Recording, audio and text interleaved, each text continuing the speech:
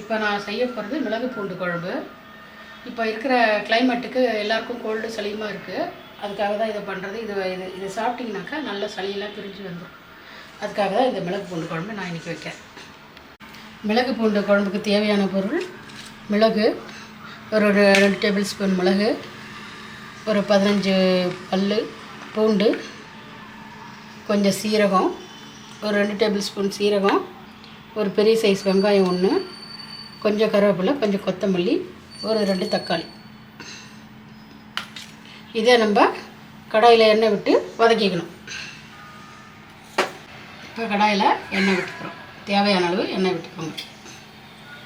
எண்ணெய் காஞ்சதும் இந்த மிளகெல்லாம் போட்டு பாருங்கள், நல்லா வதக்கணும்.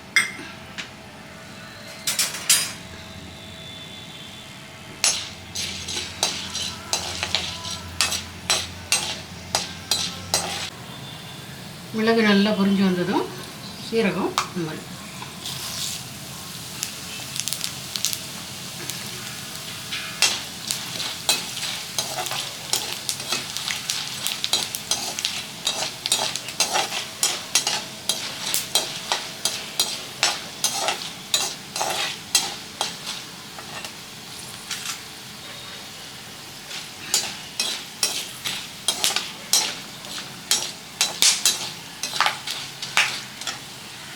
இப்போ பூண்டு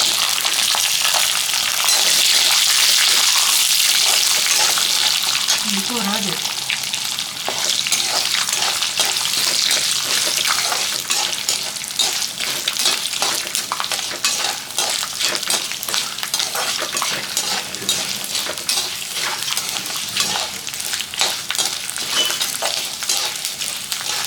பூண்டு கொஞ்சம் நல்லா வதங்கணும்.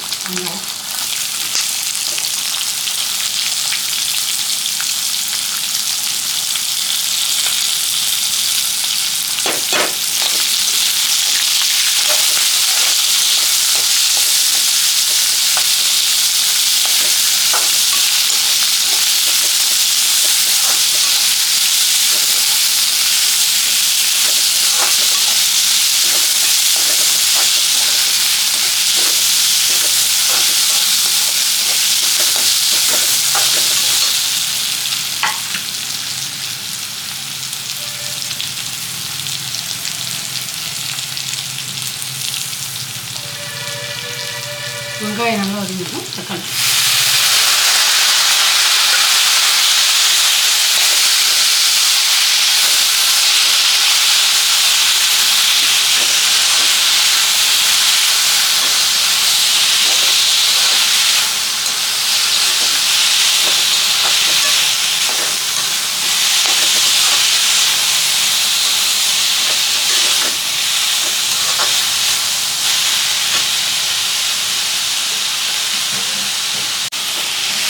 ரெண்டு தக்காளி இது வெட்டி போட்டிருக்கேன். பெரிய சைஸ் தக்காளி. உங்களுக்கு தேவைன்னா கூட ஆட் பண்ணிக்கலாம், இல்லை குறைக்கிறத குறைச்சிக்கலாம்.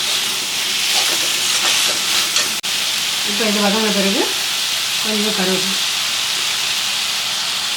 கொஞ்சம் கொத்தமல்லி,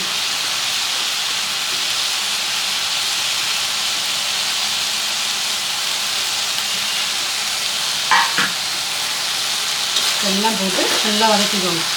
எதுக்காக கருவேப்பிலை கொத்தமல்லி போடுறோம்னா, கருவேப்பிலை வந்து முடி வளர்ச்சிக்கு நல்லது. அது கொஞ்சம் அப்படியே இதுவாக போட்டிங்கனாக்கா தூக்கி கீழே தான் போட போகிறோம். அது இந்த குழம்புல சேர்த்துட்டிங்கன்னா நம்ம அப்படியே கலந்து சாப்பிட்றலாம், நல்லாயிருக்கும். இன்னும் ஜீரண சக்தி அதிகரிக்கும் கொத்தமல்லியும் கருவேப்பிலையும். அதுக்காக தான் இதில் போட்டு அரைக்கிறது. முடி வளர்ச்சியை தூண்டும், முடி கருகருன்னு விடணும்.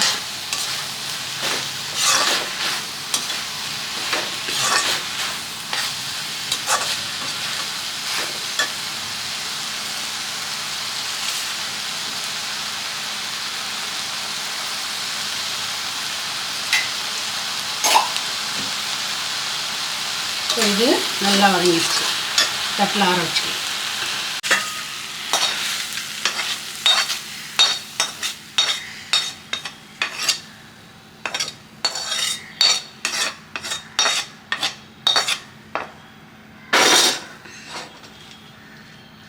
இது ஆற விட்டுட்டு மிக்சியில் போட்டு நல்லா நைஸாக அரைச்சி எடுத்துக்கலாம்.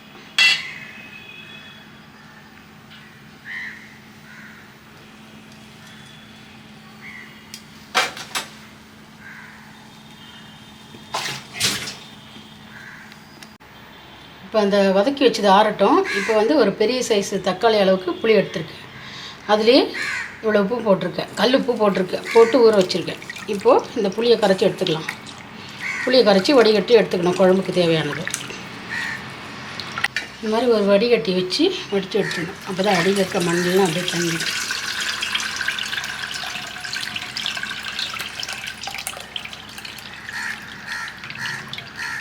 பார்த்தீங்களா, அவ்வளோ டஸ்ட் இருக்குது. இந்த மாதிரி வடிகட்டி எடுத்துக்கிட்டிங்கன்னா அதெல்லாம் தனியாக வந்துடும். இப்போ இதை கலந்து எடுத்துக்கணும்.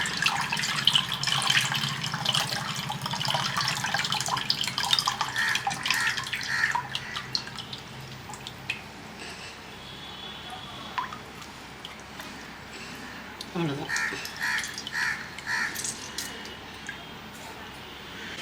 இப்போ கடாயில் மிளகு பூண்டெல்லாம் போட்டு வதக்கிட்டோம் இல்லையா, அது ஆற வச்சேன். ஒரு 5 நிமிஷம் போல் ஃபேன் காற்றுல ஆற வச்சேன். இப்போ அதை மிக்ஸி ஜாருக்கு மாற்றிட்டு நல்லா ஃபைன் பேஸ்ட்டாக அரைச்சிக்கலாம்.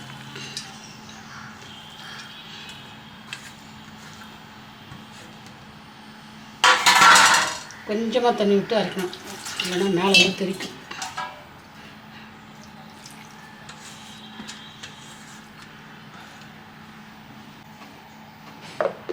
இப்போ மூடி போட்டு மூடியாச்சு. மிக்ஸி ஜாருக்கு மாற்றிக்கலாம்.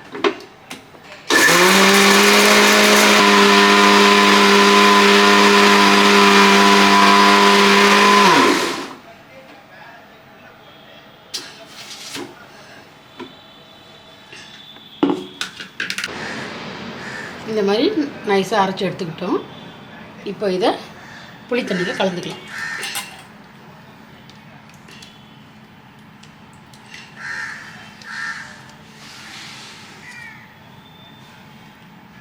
இது வந்து குழம்பு மிளகாய் தூள். நான் வந்து மிளகாய், தனியா, மிளகு, சீரகம், கொஞ்சம் அதான் 100 கிராம் மிளகு, 100 கிராம் சீரகம், ஒரு அழகு அந்த மெஷர்மெண்ட் காமிச்சேன் பார்த்திங்களா, அந்த அழகில் ஒரு அழகு தோரம்பருப்பு எல்லாத்தையும் நல்லா வறுத்து இதில் கலந்துக்குவேன். இதை மொத்தமாக அரைச்சிக்குவேன். 1 கிலோ மிளகானா 1 கிலோ தனியாக போட்டு அரைச்சிடுறது. நானும் இதை அரைச்சி வச்சுக்குவேன். ஒரு 2-3 மாதத்துக்கு நல்லா வரும். இப்போ நம்ம மிளகு சீரகம் சேர்த்துருக்கோம் இல்லையா, அதனால் காரம் பார்த்துட்டு போடுங்க. நான் இப்போ ஒரு 2 ஸ்பூன் போடுறேன். அதுக்கப்புறம் பார்த்துட்டு வேணும்னா போட்டுக்கலாம், இல்லைன்னா விட்டுடணும். இப்போ மஞ்சள் பொடி ஒரு சிட்டிகை. இப்போ கலந்து விட்டுக்கலாம்.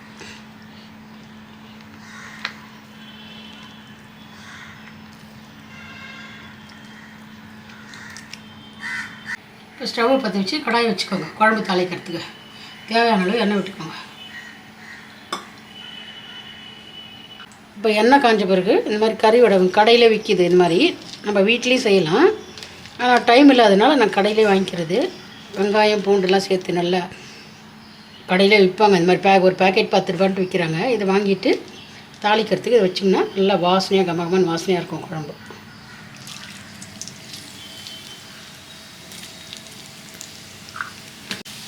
இப்போ 1 டேபிள் ஸ்பூன் வடகம் போட்டாச்சு. வடகம் நல்லா பொரிஞ்சு வரணும்.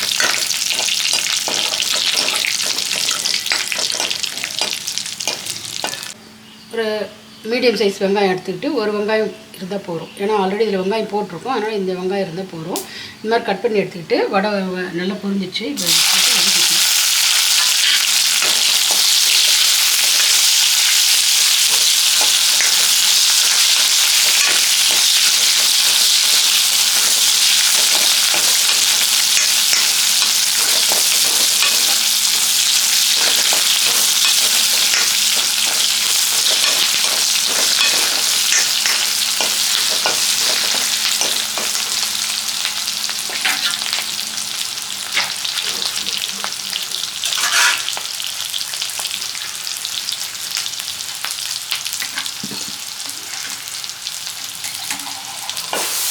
இப்போ நல்லா அவிஞ்சிச்சு. இப்போ அந்த குழம்பை நல்லா பண்ணணும்.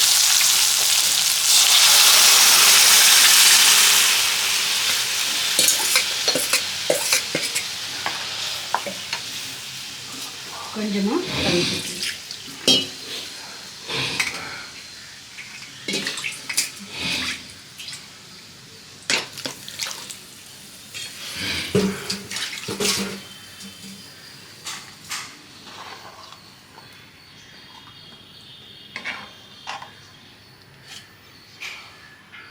இப்போ இது கூட கொஞ்சம் கொத்தமல்லியும் கருவேப்பிலை தழையும் போட்டுக்கலாம்.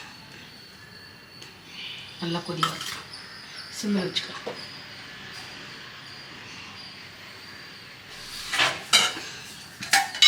மூடி போட்டு மூடிக்கலாம்.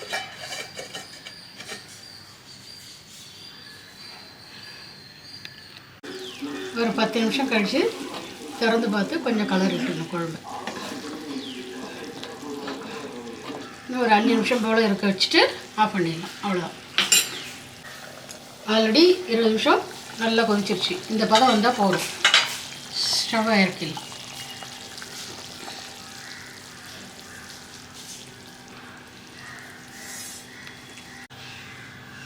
ரொம்பவும் கெட்டியாக இருந்ததுன்னா அப்படியே ஒரு மாதிரி எப்படி சொல்கிறது, திக்னஸாக இருக்கும். அது மாதிரி இருந்தாலும் இந்த மாதிரி பதம் வந்ததுன்னா இறக்கிடுங்க. அப்போ தான் நல்லாயிருக்கும் குழம்பு ஊற்றி சாப்பிட.